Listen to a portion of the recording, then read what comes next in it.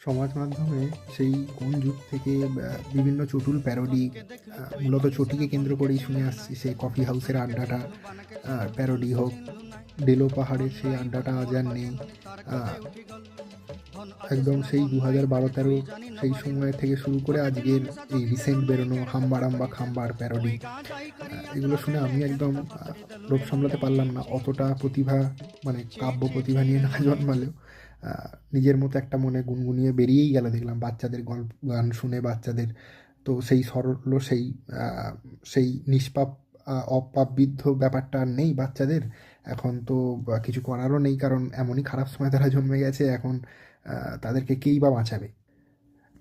তাদের একটাই দোষ যে তারা অনুপ্রেরণা প্রজন্মের প্রোডাক্ট, এবং উন্নয়নের, বানের নয় উন্নয়নের জলে ভেসে আসা মাছ।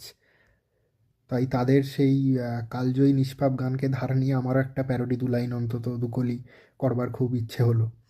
যে নীল চটি কাকতারুয়া মহাশ্বেত সে আনা, মিথ্যাচার আর দুর্নীতিতে ওস্তাদ সে 16 আনা।